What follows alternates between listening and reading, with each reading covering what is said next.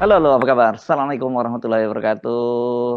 Semoga selalu dalam keadaan sehat walafiat. Kita sudah memasuki Ramadan yang ke hari ke-21 ya. Jadi ini tinggal putaran terakhir yang 10 ini ya.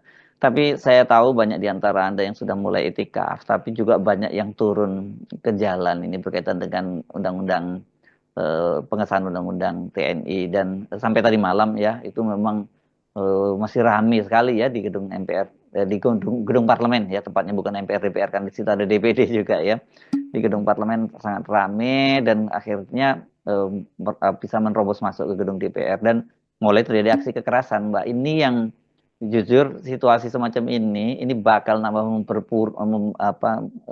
buat terpuruk ekonomi Indonesia situasinya sekarang ini saya banyak dapat kiriman dari beberapa teman di luar negeri yang kita sebenarnya juga bisa mengakses lah berita-beritanya itu menjadi sorotan sekarang buat masuknya TNI kembali ke ranah sipil itu ya padahal sejak awal kita ngingetin ini kenapa sih ini salah komunikasinya itu kan padahal kalau sejak awal prosesnya nggak seperti itu karena terkesan nggak mungkin ini kan nggak ada proses tahapan-tahapan untuk menjadikan itu sebagai revisi undang-undang kan nggak ditempuh ya Mbak Agi dan kemudian kemarin ditambah lagi dilaksanakan terburu-buru ini kan ngejar reses dan dilakukan secara terburu-buru dilaksanakan di hotel mewah dan kemudian ketika ada 3 orang ya sebenarnya kan media nyebutnya geruduk geruduk itu kan jadi rame banget ya cuma 3 orang lah ya berhasil menerobos masuk dan merunjuk rasa kok kemudian malah dipasang apa kendaraan-kendaraan tempur itu ya kendaraan rantis tempur dari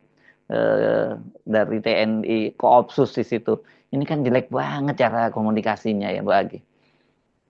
Sangat-sangat buruk cara berkomunikasinya gitu. Jadi Mm-mm, saya ingin tahu siapa sih orang di sekeliling Pak Prabowo misalnya mm-mm, yang tidak berbaju TNI, bukan orang TNI, yang menjadi komunikasi apa namanya konsultan komunikasinya begitu. mm-mm. Sebetulnya sudah ada ya mereka ini yang ada di kantor komunikasi Presiden itu. Tapi Dan mereka mereka ini ini orangnya Jokowi bukan orangnya Prabowo. iya, itunya kesalahan besar. Itu salah Mm-mm. satu yang harus diefisiensikan gitu. Ini kan buang-buang duit jadinya.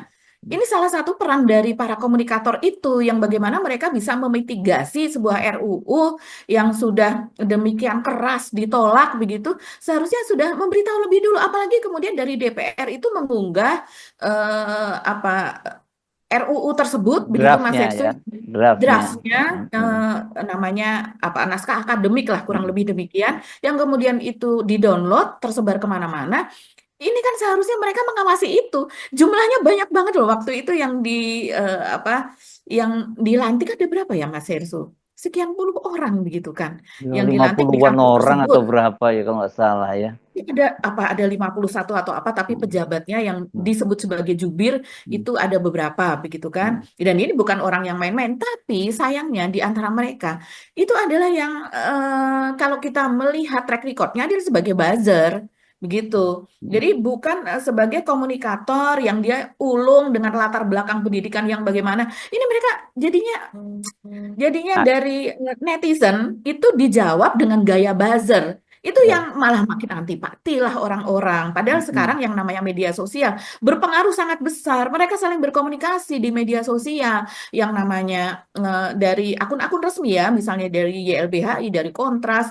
dari Jatam, Jatam Daerah, Jatamnas apa itu berkomunikasinya juga di situ dan Mm. sepertinya mereka juga tidak ada akses gitu atau mereka diundang gitu kan karena mereka ini memiliki follower sangat banyak, Mas Yesu, yang mereka juga saling berkomunikasi dengan para mahasiswa. Mahasiswa yang sudah tergabung dalam organisasi besar, berkomunikasi dari mahasiswa di kota besar sampai ke kota-kota kecil. Makanya nggak heran kalau kemudian di apa Sulawesi Utara ada demo dan bahkan sampai bentrok seperti itu, sampai ada aksi seperti Avengers di atas mobil Mm-mm. polisi, di atas Mm-mm. truk gitu, apa berkelahi antara Mm-mm. yang berseragam polisi dengan mahasiswa begitu luar biasa. Ih, aduh, kok bisa sampai kayak begitu? Terus kemudian juga yang ada di Sumatera Barat begitu.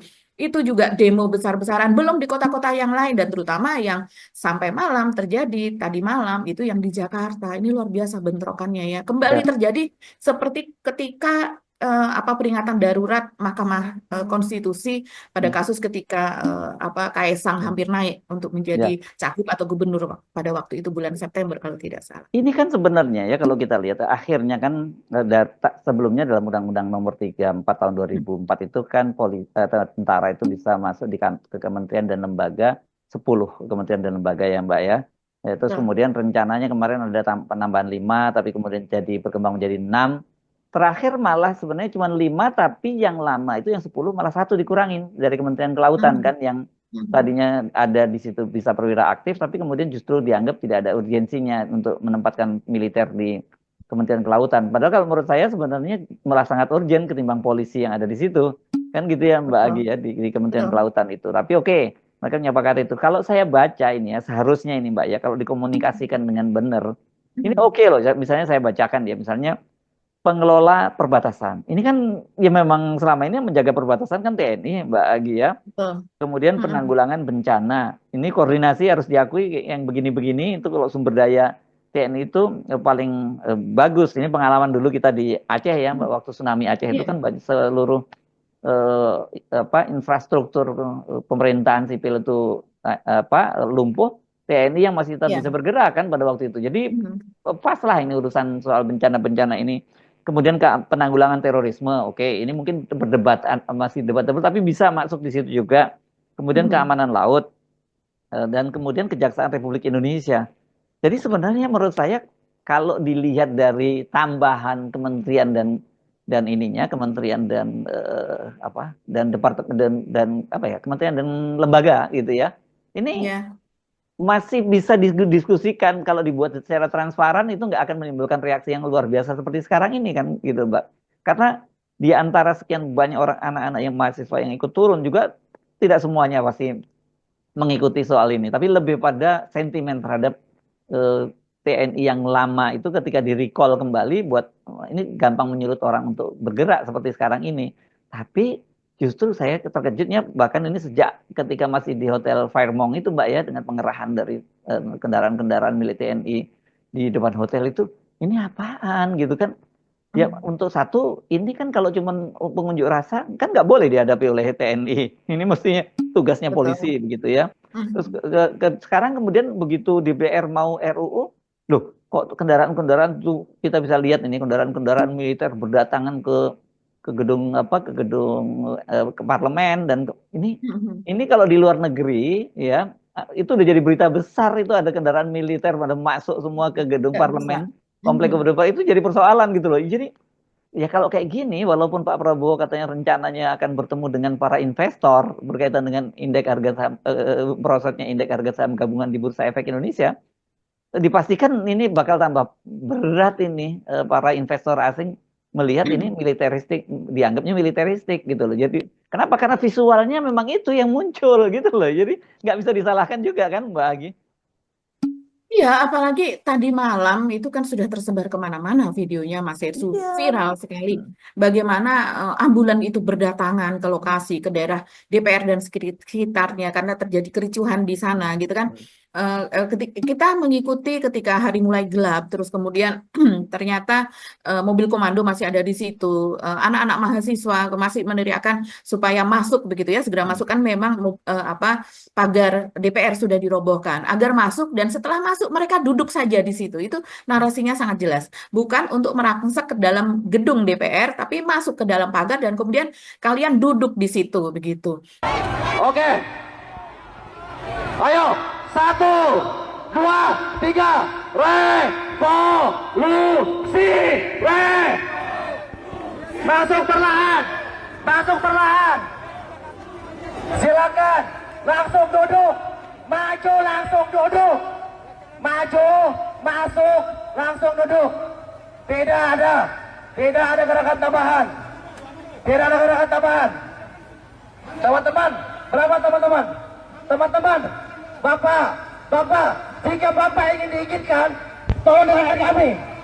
Tahan, tolong Bapak, oi, Bapak, oi, saya sekali lagi, tolong tahan, mohon teman-teman, Bapak, oi, saya peringatkan, Bapak polisi, Bapak polisi! Woi bangsat! Woi! Bangsat! Woi! Cari baik-baik bangsat! Woi! Bapak! Bapak jika ingin diinginkan, dengarkan rakyat Bapak! Mundur! Tapi ternyata kemudian juga ada juga seperti suara kalau kita lihat dari pihak lain begitu, mungkin dari pihak yang karena memang ada demo juga yang pro kepada Undang-Undang TNI Mas Irsu kemarin itu, dan itu didatangi oleh anak-anak mahasiswa tersebut, dan mereka tidak apa ya istilahnya tidak memusuhi karena justru didatangi dan ditanya, kamu tahu apakah alasan dari demo ini, dan dia mengatakan nggak tahu alasannya. Ditanya lagi yang lain, kamu tahu nggak? Nggak tahu. Ini nggak tahu. Selamat siang teman-teman, kita ada di depan gerbang DPR di mana banyak masyarakat yang mendukung RUU TNI. Coba kita tanya satu-satu kira-kira kenapa mereka mendukung untuk disahkan. Silakan Mas. Kenapa mendukung Mas? Nggak tahu. Oke. Ini kita ada yang mendukung ya, hebat sekali mendukung RUU TNI. Kira-kira kenapa Mas mendukung RUU TNI?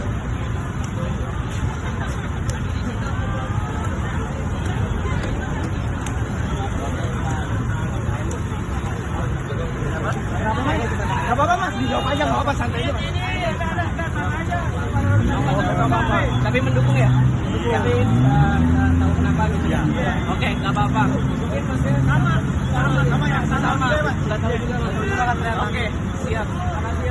Itu kan makin memicu kemarahan Mas Hersu. Itu tidak perlu dihadapi dengan cara-cara di era Jokowi begitu, dengan demo tandingan yang jelas-jelas itu hanya orang yang dibayar, yang seperti yang ada di KPK, seperti ada di tempat lain yang ada di MK, dalam sidang-sidang selalu ada demo tandingan ya. Ini memang ada massa yang bergerakkan seperti itu karena banyak penduduk yang miskin itu hanya dengan 50.000, 100.000, 150.000 seperti itu, bahkan disunat ya oleh korlapnya biasanya yang menerima pekerjaan tersebut, itu mereka sudah mau bergerak begitu loh. Jadi ini sangat-sangat disayangkan, dan kalau yang kita melihat tadi malam, apalagi kemudian ambulan itu meraung-raung, dan media juga mencatat bahwa tidak semua korban yang berjatuhan dari masyarakat sipil, dari mahasiswa juga itu bisa dibawa oleh ambulan, dan akhirnya mereka dibawa dengan kendaraan sepeda motor seadanya padahal mereka sudah perlu penanganan darurat ya, dibawa ke rumah sakit dalam keadaan seperti itu videonya kemana-mana, beritanya juga kemana-mana gitu. Ini yang sangat-sangat disayangkan. Kemana pola komunikasi dari TNI seperti itu, malah justru buzzer ini nggak bisa, ini bukan pilpres, ini bukan pemilu begitu kan. Ini berhubungan dengan investasi, ini berhubungan dengan kita kalau melihatnya kok miris sekali ya. Coba kita lihat ya, sebetulnya kan bisa dikomunikasikan dengan merangkul LSM. Ada pembicaraan terlebih dahulu dengan mereka. Tidak perlu pembicaraan itu kan bisa dengan pembicaraan yang santai saja begitu, bukan dengan forum diskusi apa. Oke lah, setelah itu ada forum diskusi dan sebagainya. Sekarang mereka mengklaim ya, pihak DPR mengklaim, Dasko mengklaim, Puan mengklaim, apa semuanya lah. Komisi 1 itu mengklaim, apalagi Utut begitu kan. Dia mengatakan bahwa sudah ada lah, ini sudah dikomunikasikan, masyarakat sipil itu sudah diundang, mereka sudah ditanya gitu kan, prosedurnya sebuah revisi atau pembuatan undang-undang memang harus seperti itu.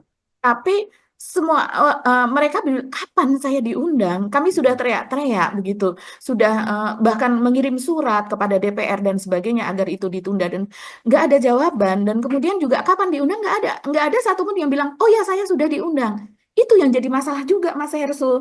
Jadi klaim yang kemudian sulit untuk dibutuhkan. Nah sekarang kalau kita lihat, sebetulnya ya banyak sekali yang sudah melihat seperti kita juga, Mas Hersu juga, bahwa ini adalah salah satu cara untuk mengimbangi polisi kan.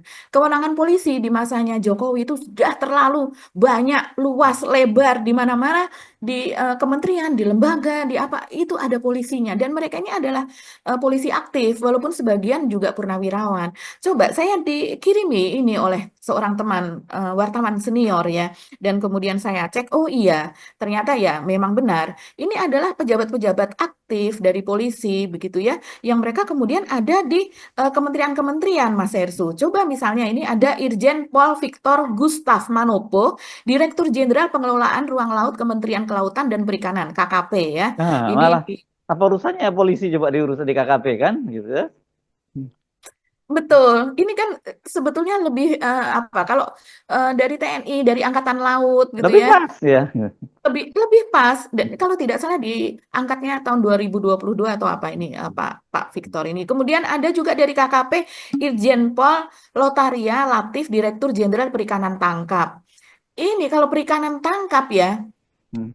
eh banyak sekali loh ini dari universitas ternama Hmm. dan mereka sudah memiliki apa ya track record bekerja di perusahaan perikanan dan sebagainya begitu ya, bahkan yang di Jepang, yang ada di Norwegia, yang perikanan-perikanan tangkapnya itu sangat-sangat modern. Bahkan kalau disuruh merekomendasikan, teman-teman saya banyak kenal-kenal teman-teman tersebut begitu ya. Mereka juga menjadi dosen, selain praktisi juga akademisi di dalam maupun di luar negeri. Itu banyak. Tapi kenapa polisi menjadi dirjen dari perikanan tangkap? Mungkin Ini karena namanya tangkap itu kan, polisi kan suka nangkap penjahat gitu.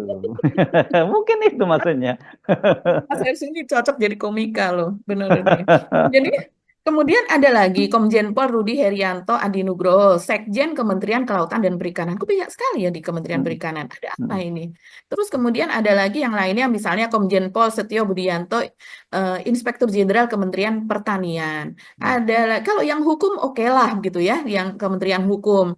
Kemudian ada Badan Nasional Pengelola Perbatasan, juga ada kepolisian, oke. Terus kemudian di Bapanas, ya memang kemudian ini kan berkaitan ya dengan pangan. Oke lah, polisi ada di situ begitu. Kemudian ada di ESDM, Brigadir Jenderal Polisi Arif Fajarudin di Kementerian ESDM. Kemudian di ekonomi kreatif pun ada Brigjen Pol Ahmadi di Kementerian Ekonomi Kreatif. Kombes Sunarto di Kementerian Kependudukan dan Pembangunan Keluarga. Jadi memang di masa Pak Jokowi itu memang polisi diberikan keleluasaan ya untuk masuk di mana-mana. Nah, sementara peran TNI itu seperti istilah dari apa para pengamat atau pengamat TNI gitu ya. Itu seperti dikebiri, dibatasi lah begitu kan perannya. Nah, sekarang ini di era Prabowo, di mana Prabowo dari TNI ya, kemudian itu saya rasa diseimbangkan antara peran keduanya, walaupun seharusnya ya enggak dua-duanya, begitu kan Mas Hmm. Ersul. Ya, Hanya di dan tempat-tempat cara tertentu gitu. mengkomunikasikannya itu yang lebih parah lagi gitu ya. Iya, betul. Ini, Aduh. aduh, kita mau ngomong apa lagi kalau sudah seperti ini? Ini sudah terlalu sulit untuk apa? Sekarang bukan bukan tolak ya. Sekarang yang menjadi trending adalah batalkan. Batalkan RUU TNI tersebut begitu. Ya, Yang harusnya ini bisa dikomunikasikan. Oh ya, ini ada satu udah lagi Mas apa Ersul. itu? Hmm. Ada satu lagi nih yang lagi trending ya, tapi ini pihak yang mengupload, netizen yang mengupload hal ini tidak bersedia untuk ini menjadi apa namanya konten berita di screenshot apa dan sebagainya. Jadi kita hormati, kita tidak sebutkan namanya, tapi kita sebutkan apa yang terjadi. Jadi ini ada ada seorang pekerja remote. Jadi dia dua orang, tapi yang mengupload itu hanya satu orang, yang dia mengatakan bahwa eh, seperti ini ya. Aku dan satu teman Indonesia dapat email kemungkinan kena L-word. L-word itu mungkin layoff ya, PHK. Karena kantor pusat bilang it's too risky to employ those from potentially military driven country. Jadi yang berpotensi menjadi negara militer seperti Yang Myanmar. dikendalikan oleh militer ya gitu. Dikendalikan oleh militer, dan kita tahu ya kalau negara militer itu kan memang komunikasi disensor, hanya yang tertentu yang bisa apa namanya ada di televisi atau di media-media seperti itu. Media sosial itu juga dibatasi begitu. Bahkan surat-surat itu bisa dibaca lebih dulu kalau mereka mencurigai, mungkin yang seperti itu. Nah, gue kerja remote ya, bukan di perusahaan lokal, tapi tetap kena imbasnya gara-gara pemerintah. Ya Allah, aku marah, dia mengatakan begitu. Dan ini banyak sekali Mas Hersu yang mereplay begitu ya. Dan dia menjelaskan bahwa memang di kontrak tertulis, ini saya juga baru tahu loh hal seperti ini. Di kontrak kerja tertulis kalau kami harus dipastikan bukan dari negara konflik. Aku udah coba banding ke HR, yaitu Human Resources mungkin maksudnya. Kalau Indonesia bukan negara konflik, jadi nggak melanggar kontrak.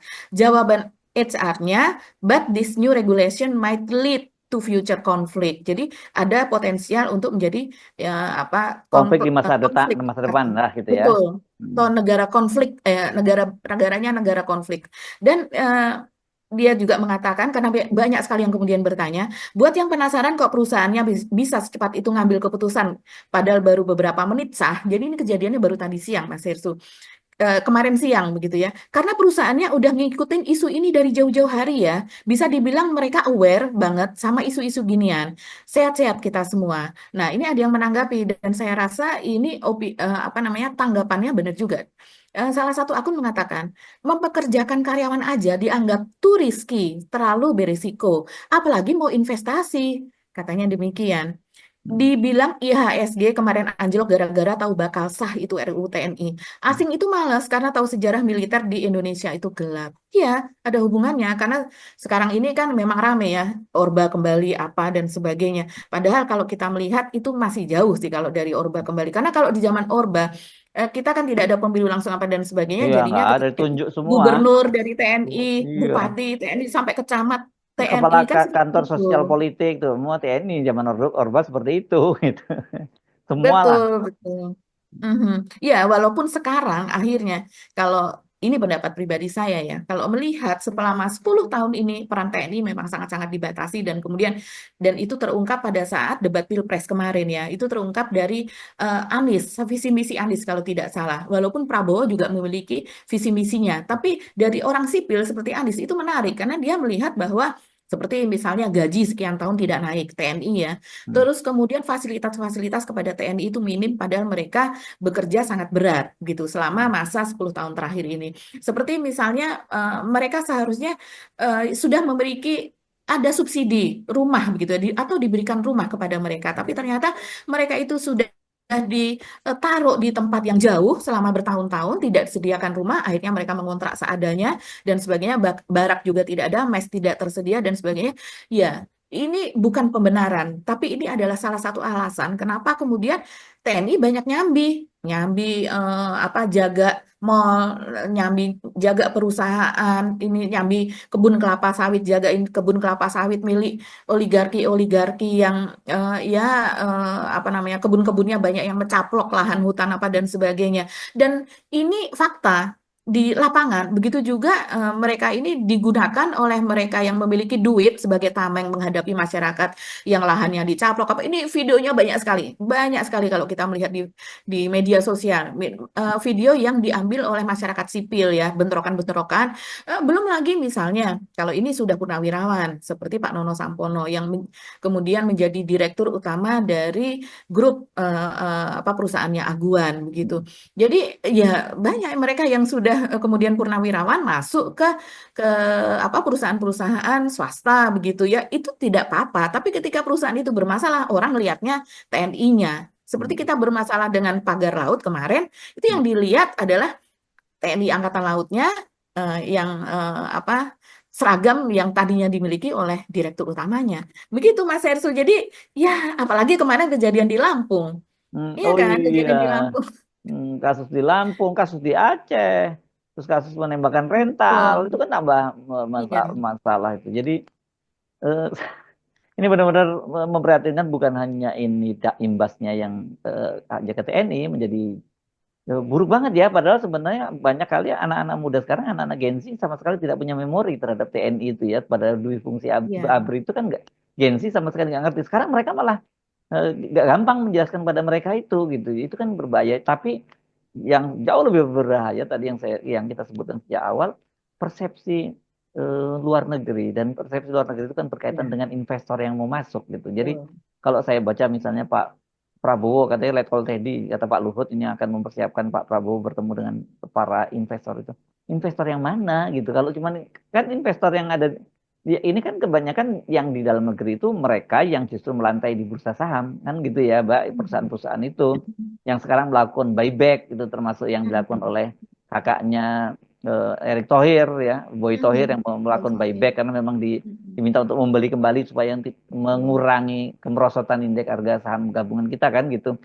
Tapi kalau investor dari luar negeri itu kan mereka itu ya yang disebut sebagai footloose ya, nggak punya kaki duit itu ya, gampang banget dia dengan cepat dia bisa kabur begitu situasi seperti yang disebutkan seperti itu tadi. Contoh yang Mbak Agi tadi sebut, ada pekerjanya saja mereka nggak mau dari kita, apalagi mereka menanamkan duitnya di Indonesia ya makin nggak mau lagi gitu loh. Ini berat nih cara penanganan seperti ini, kita mesti memberikan catatan.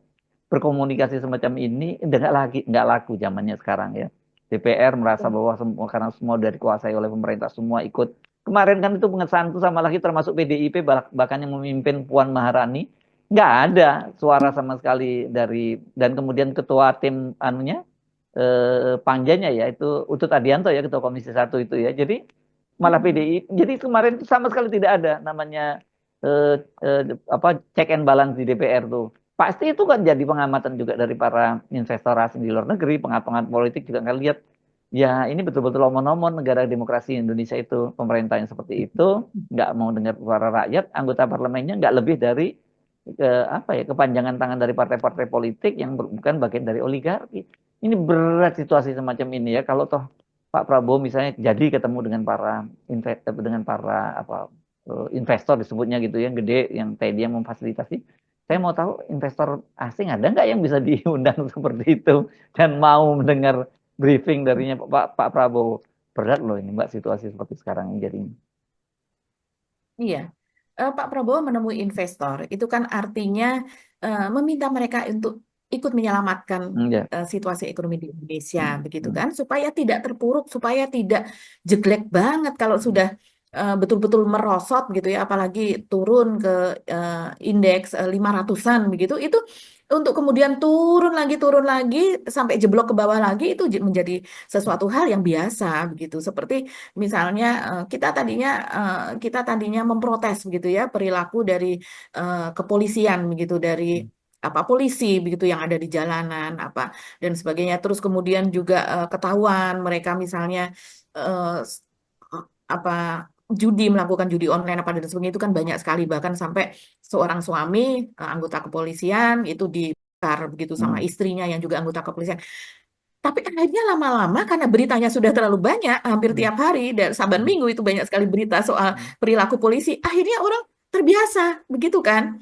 Nah, ini tentu tidak apple to apple, tapi ini kalau di dalam ekonomi akhirnya nanti rupiah jeblok, IHSG jeblok karena sudah kecenderungannya turun gitu ya, orang menjadi sudah biasa, padahal itu salah satu indikator dari kesehatan perekonomian di Indonesia. Pak Prabowo juga yang harus lebih membatasi komentar-komentarnya lah begitu ya. Iya, Prabowo sendiri berpendapat bahwa saham itu seolah-olah bahwa tidak penting karena ketika itu berkaitan dengan IHSG yang sudah terus anjlok kan tidak belakangan ini saja Mas Hersu terus meluncur walaupun meluncurnya smooth begitu. Nah, dianggap juga itu sebetulnya judi apa dan sekarang kan kemakan lagi omongan tersebut di mana dia harus menemui para investor. Jadi sering sekali Prabowo ini juga menyebabkan keadaan menjadi tidak kondusif dengan berbagai cara bicaranya, diksi-diksi yang digunakan dan sebagainya begitu, yang malah memicu konflik begitu dan perdebatan. Nah, kita perlu mungkin ya apa yang terjadi di DPR kemarin malam ya Mas Hersu ya, karena ini kita bisa melihat bagaimana penolakan terhadap RUU TNI tersebut dan ini kebanyakan adalah anak-anak mahasiswa. Ini kalau dilihat oleh asing ini betul-betul tidak tidak kondusif gitu ya, akan memperlihatkan betapa tidak kondusifnya berinvestasi di Indonesia begitu. Ini perlu kita cermati. Coba kita lihat ya Mas Hersu ya. Yes.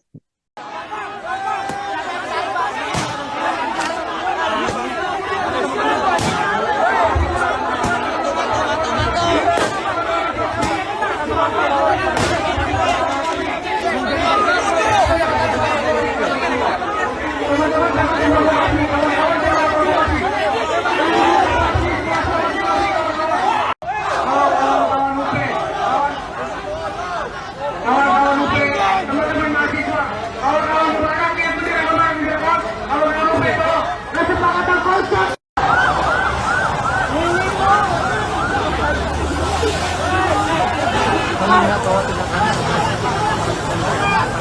sudah menyemprotkan water cannon kepada para peserta aksi.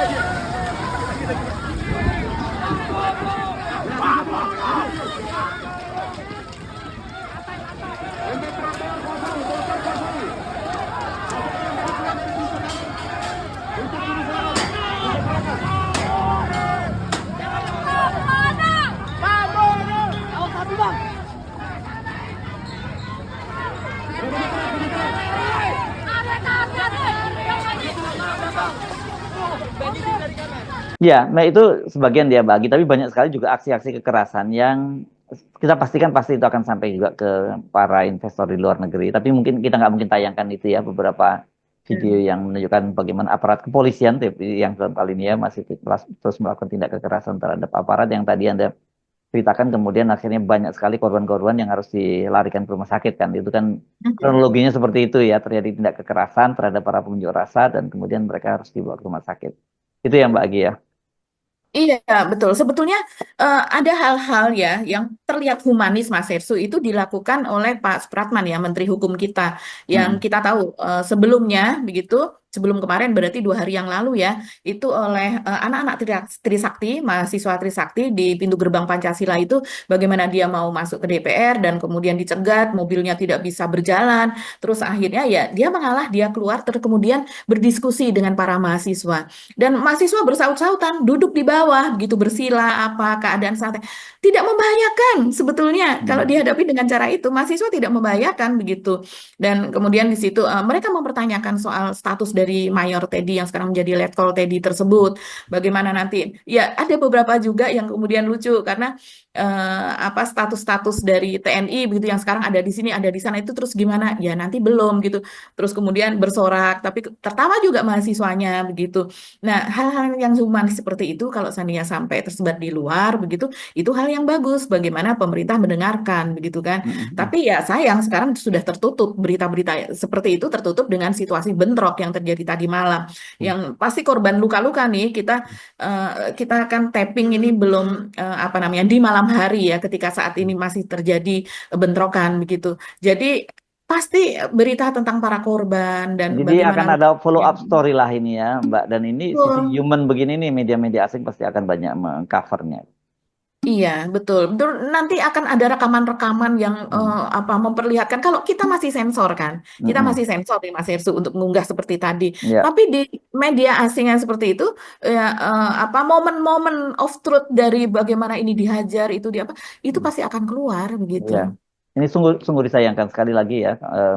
Komunikasi kita bisa boleh beda pendapat dengan beberapa teman-teman dalam soal duit fungsi. Misalnya saya membaca juga Pak Mahfud MD yang melihat bahwa RUU TNI ini nggak akan mengembalikan TNI ke duit fungsi ABRI gitu. Sama seperti yang kita sebutkan, kita cuma memberikan catatan ya Mbak Agi ya bahwa ini komunikasinya sebenarnya kalau kita lihat kan yang tadi dari 10 yang sebelumnya 10 kementerian dan lembaga tinggal 9 bahkan kemudian ada tambahnya 5. Jadi 14 sekarang lembaga kementerian yang bisa diduduki oleh TNI di luar itu harus harus apa? Harus pensiun. Tapi Anda tadi menyinggung juga soal Mayor Teddy yang dipertanyakan oleh mahasiswa dan sebagainya. Ini juga nambah catatan buruk juga gitu Mbak karena ini kan dia bagaimanapun dia orang dekatnya Pak Pak Prabowo gitu. Kalau ini bukan hanya ke luar negeri tapi di dalam negeri bahkan di internal TNI sendiri itu menjadi gangguan juga. Iya, menjadi isu panas di dalam Mm, mm. apa internal TNI. Cuman Ya, mungkin ya mereka tidak mau disebutkan namanya begitu iya. kan. Nah, Yang ini curhat apa banyak banget. Ya. banyak banget yang tidak setuju dengan Iya. pengangkatan Teddy tersebut begitu Mm, ya. mm, Dan apalagi kemarin ini Mas Hersu kemudian ada teror ya, teror dari yang Mas Hersu kirimkan ke saya. Teror entah datangnya dari mana, tapi ini horor sih ya. Wartawan Tempo dikirimi kepala babi apa dan sebagainya. Ini terjadi dalam pada hari yang sama begitu loh. Dan apalagi sekarang kalau cara menghadapi mereka yang menolak RUU TNI kemarin yang trending terus tiap hari itu caranya itu udah dengan kalian yang membenci TNI, kalian yang menolak RUU TNI adalah otak-otak komunis. Kalian adalah PKI. Dan ya Allah itu teman saya sendiri Mas Irsu juga mengatakan seperti itu begitu. Jadi ya kok bisa digeneralisir seperti itu begitu. Jadi ketidaksabaran dalam berkomunikasi, bukan yang mm, menjelaskan. Hal seperti itu karena sudah rusak komunikasinya harus dijelaskan dengan sabar begitu ya. Jadi jangan ikut terprovokasi, jangan ikut marah. Tapi malah dijelaskan jadi semua generalisir. Kita mungkin juga ada melihat konten kita ini ada juga mereka yang kemudian menganggap kita anti TNI dan kemudian ini pasti PKI seperti itu. Dan ini kan cara-cara buzzer yang digunakan pada misalnya Pilkada DKI Jakarta ketika itu, terus kemudian juga pada 2014-2019 juga seperti itu begitu. Masa mau digunakan lagi sih cara-cara seperti itu begitu. Jadi makin orang makin apa a priori begitu ya Mas Iya, Henso. iya. Kan ini kan please loh ya, kalau sampai kemudian ekonomi tambah terpuruk dan sebagainya, menderita kita semua loh, rakyat Indonesia. Kita ini ikut semua susah gitu. Jadi dalam situasi begini betul-betul harus cara menghandlenya dengan sangat baik ya Mbak Agi. Kalau tadi dengan show of force dan itu kan sikapnya intimidatif, ya buat para investor, oke, lu begitu ya gue kabur aja, ngapain? Karena mereka kan footloose, jadi mereka pasti akan mencari tempat-tempat investasi yang relatif menurut mereka aman gitu, karena mereka mempertaruhkan duitnya kan, itu yang kenapa nggak bisa. Nah, kalau namanya kemudian di bursa saham kok mau didekati dengan kekuasaan gitu, terus mereka diperintahkan bantu Indonesia dong, apa urusannya buat mereka para investor asing itu? Enggak, mereka tuh ketika mereka mau berinvestasi di Indonesia ya ketika menurut dia itu akan ada potensi potensi keuntungannya gede gitu situasi, dan untuk mendapatkan keuntungan yang gede itu situasi politiknya harus aman, karena di bursa saham itu kan sifatnya persepsi ya Mbak ya. Jadi kalau ada persepsi yang negatif aja itu gak rentan banget ya untuk ambruk seperti yang kemarin terjadi itu. Oke, Mbak Agi, masih ada yang Iya. perlu kita tambahkan soal ini atau kita bisa pindah ke topik lain? Iya. Jadi kalau kita ngomong soal bursa saham, kita justru jadinya ini kan pendekatannya adalah pendekatan nasionalisme begitu kan.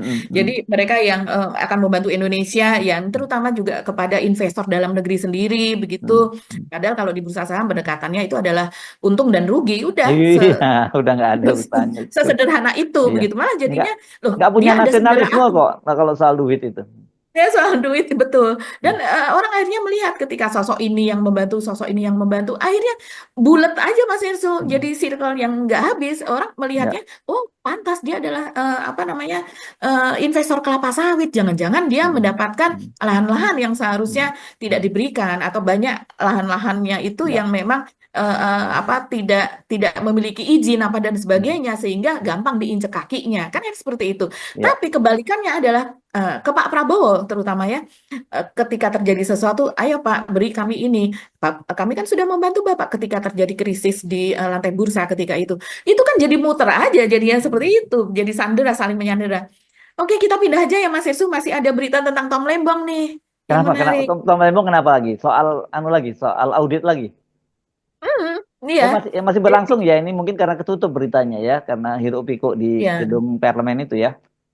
Betul. Jadi seperti yang Mas Hersu bilang, Sinda bilang itu mungkin nanti dari jaksa nggak bisa memperlihatkan audit BPKP begitu ya. Ini jadi Iyalah, udahlah ini mau muter-muter pasti bulat juga dia. iya, jadi minggu yang lalu, hari Kamis juga, itu kan memang diperintahkan oleh hakim kepada jaksa penuntut umum Ya. untuk memberikan secepatnya sebelum sidang yang berikutnya, begitu kan? Jadi supaya diberikan salinan dari hasil audit BPKP, begitu kan? Itu kan menjadi salah satu dasar dari kenapa disinyalir negara itu mengalami potensial kerugian sebesar 578 miliar rupiah akibat dari kebijakan yang dikeluarkan, kebijakan importasi gula yang dikeluarkan oleh Menteri Perdagangan 2015-2016 yaitu Tom Lembong. Kan itu dasarnya begitu. Nah, sementara audit BPKP ini bagaimana hakim itu akan mengetahui bahwa itu betul-betul merugikan. Hakim pun tidak diberi salinannya. Dan kemudian dari pihak Tom Lembong sampai sekarang juga tidak diberi salinannya, padahal dia harus menjawab nantinya. Alasan dari pihak jaksa bahwa itu baru akan diberikan nanti pada saat ahli dari BPKP itu memberikan kesaksian atau memberikan keterangan lah sebagai ahli. Tanggapan Tom Lembong setelah jaksa penuntut umum menolak berikan salinan hasil audit BPKP. Ya, soal audit BPKP ya kan sudah diperintahkan oleh hakim minggu lalu ya, agar disampaikan oleh jaksa penuntut pada hari ini. Ya, jadi bahwa jaksa penuntut gagal menyampaikan audit BPKP hari ini sesuai yang sudah diperintahkan oleh hakim, oleh majelis hakim minggu lalu. Ya, bagi saya itu sesuatu yang cukup serius ya. Kalau saya melihatnya seperti, maaf saya pakai istilah Inggris ya, itu seperti contempt of court, ya, mengabaikan perintah daripada majelis hakim. Dan ini kan proses penyelidikan penyidikan belum penyelidikannya. Jadi penyelidikan plus penyidikan sudah berjalan berapa 15 bulan. Masa hari ini pun audit BPKP masih belum tuntas, masih belum final, masih belum bisa diperlihatkan kepada bukan hanya kami sebagai terdakwa ya, tapi kepada majelis hakim juga. Jadi kan para hakim juga menyampaikan ya mereka juga pengen lihat, mereka juga perlu waktu untuk menelusuri audit BPK tersebut. Ya. Satu. Ya, pertama kita betul-betul kaget tadi ya ketika dimulai persidangan ternyata rekan-rekan jaksa penuntut umum tidak membawa salinan BPKP sesuai dengan keputusan majelis hakim minggu lalu. Karena kemarin minggu lalu sudah diperintahkan secara tegas untuk dibawa minggu ini. Itu menjadi spekulasi kita, apakah benar-benar ada audit BPKP tersebut, apakah belum selesai atau ada apakah dengan audit tersebut, sehingga pihak kejaksaan dalam hal ini kayaknya seperti berat sekali untuk menghadirkan itu. Karena sama-sama kita ketahui audit itu sama halnya dengan BAP yang lain yang setelah diserahkan kepada kita. Ketika sudah mulai persidangan itu sama-sama harus kita miliki untuk supaya ada balance. Mereka menuntut, kita membela supaya tercipta keadilan tadi. Nah, inilah yang betul-betul menjadi pertanyaan besar kita.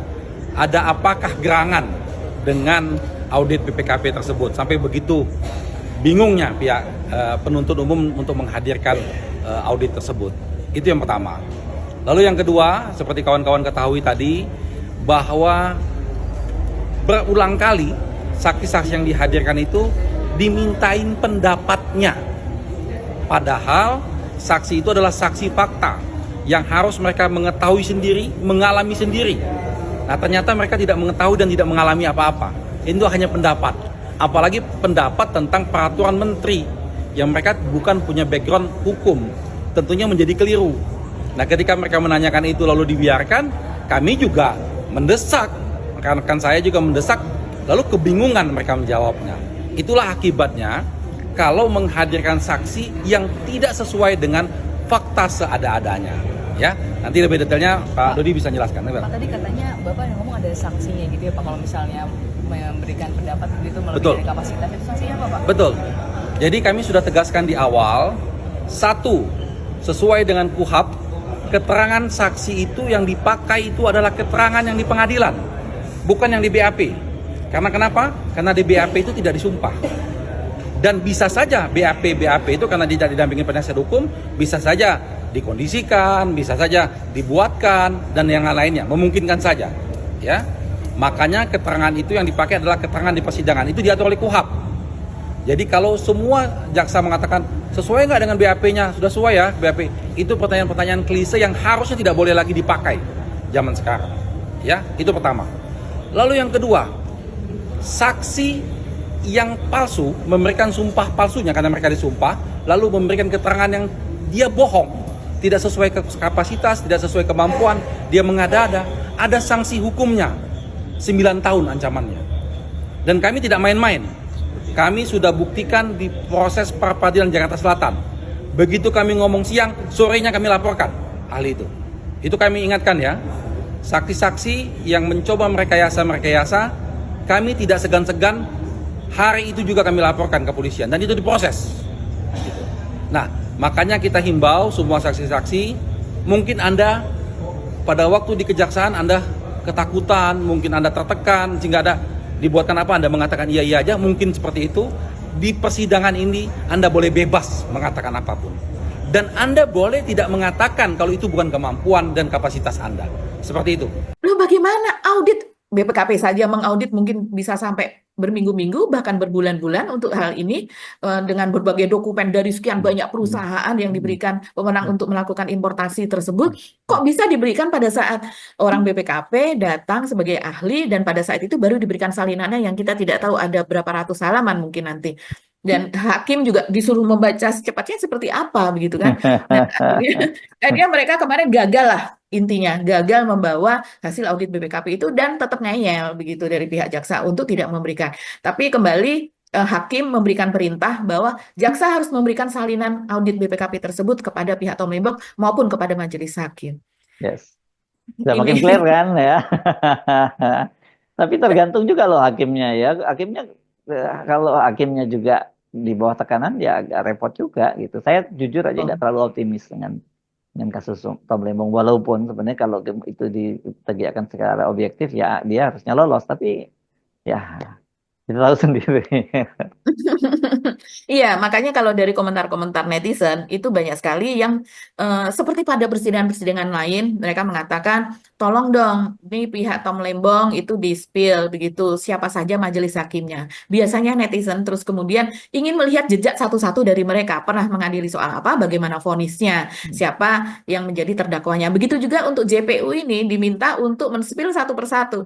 Waduh, ini udah makin rumit, Mas Hersu. Yes. Jadi memang pengadilan sekarang tampak betul antara like dan dislike, antara menyasar, ini tekanan dari siapa, ini cawe-cawenya siapa, kan orang akhirnya berpikir seperti itu. Oke, Bagi, nggak pusing semua ya semua. Setiap kali ngomong itu dia. Kan mesti ngomong kabar-kabar baik lah ini menjelang Lebaran gitu, tapi kok malah yang kita kabar buruk semua ya. Apa boleh buat, begitulah situasi Indonesia. Ya jangan kaget kalau kemudian yang punya peluang, punya kesempatan, punya kemampuan milih kabur aja dulu. Gitu ya. Iya, Mas Erso memberikan itu loh, share ke saya soal keberhasilan pemerintah membawa Oh pulang iya iya para iya, itu penting itu ya. Ya. Mhm. Kemarin itu rupanya ada operasi senyap gitu ya yang dilakukan ya, itu untuk mengembalikan ratusan orang ya Mbak ya, para pekerja kita yang dari Myanmar ya Mbak Agi ya, yang mereka disekap di sana, dan itu jadi operator judul ya di tempat-tempat itu mereka itu ya rata-rata ya, atau scammer gitu ya juga ya, penipuan-penipuan gitu ya yang dilakukan ya. Itu luar biasa, ceritanya juga haru biru, dan tapi kelihatannya bukan hanya di apa ya, bukan hanya di Myanmar kan, di Kamboja juga banyak ya Mbak yang seperti itu ya. Jadi nah ini kita masih apresiasi. Ini ada operasi, katanya operasi silent gitu. Nah yang gini-gini kan perlu juga ini gini, ada polisi, ada tentaranya yang bisa terlibat dalam soal begini. Apalagi kalau di Myanmar kan daerah konflik ya, banyak juga wilayah-wilayah yang tidak bertuan karena berhadapan antara, ada satu wilayah yang mungkin dikuasai oleh pemberontak, wilayah yang lain dikuasai oleh tentara pemerintah dan sebagainya. Dalam soal ini kita mengapresiasi keberhasilan pemerintah ya dalam melakukan operasi senyap untuk mengendalikan berapa, hampir 400-an sekian ya Mbak Agi jumlahnya ya. Ada 554 kalau tidak salah ya. Tapi 554 ya. sementara iya, disinyalir begitu ya, ada sekitar 7.000 sebetulnya. Jadi ini akan bukan sesuatu yang bergelombang lah. Ini 554 saja dengan nyewa begitu charter pesawat ya. Charter begitu ya, Mas, itu sudah luar biasa. Dan beberapa di antaranya malah tidak mau pulang begitu, Mas Hersu, karena memang ada tekanan, ada utang, dan kemudian mereka itu dijadikan sebagai penarik untuk scammer ini kan, untuk menipu rakyat Indonesia. Jadi mereka dijadikan alat untuk menipu kembali. Mereka sendiri sudah tertipu, yang tadinya akan kerja di kafe, di restoran dan sebagainya. Biasanya iming-imingnya seperti itu. Dan kemudian ternyata di sana mereka disandera seperti itu, dan mereka menjadi alat gitu untuk scam untuk yang berikutnya, korban-korban berikutnya. Ini kan bahaya, dan mereka akhirnya mendapatkan keuntungan, beberapa juga tidak mau pulang begitu, Mas Hersu. Ini rumit ya. Jadi ini keberhasilan yang patut kita apresiasi kalau Seni berhasil membawa pulang, karena lokasi di tempat mereka pun itu juga tidak terjangkau. Bahkan ini berhasil dipulangkan karena memang ada operasi dari pemerintah Myanmar sendiri. Jadi operasi militer ke daerah tersebut yang kemudian ternyata memang di daerah perbatasan dengan Thailand kalau tidak salah, itu memang menjadi tempat berkumpulnya para scammer-scammer ini begitu. Ya. Oke, dan ini kan terjadi kenapa? Karena lapangan pekerjaan di dalam negeri juga susah. Betul. Ya. Jadi ya mereka terpaksa akhirnya tergiur dengan iming kerja di luar negeri. Hati-hati juga ya kalau nggak jelas ininya, agensinya dan sebagainya, nanti Anda terjebak seperti mereka ini. Banyak di antara mereka yang hidup seadanya, makan juga ala kadarnya, bahkan di kerjanya berjam-jam, dan sampai kadang-kadang mengalami tindak kekerasan juga ya oleh pelecehan seksual, Mas Hersu. Pelecehan seksual karena 5 di antara yang pulang ini dalam keadaan hamil. Oh iya itu kan, aduh, itu menjadi itu bangsa kita semua ya. Oke, saya kira fokus yang seperti itu dan berilah rakyat ini kabar-kabar baik, jangan semuanya kabar buruk saja ya. Oke. Kita mohon pamit ya Mbak Agi, sampai ketemu lagi insya Allah besok. Saya Arsy Arif. Dan saya Agi Beta, terima kasih atas perhatian Anda. Tetap salam akal sehat. Sampai ketemu. Wassalamualaikum warahmatullahi wabarakatuh. Waalaikumsalam warahmatullahi wabarakatuh.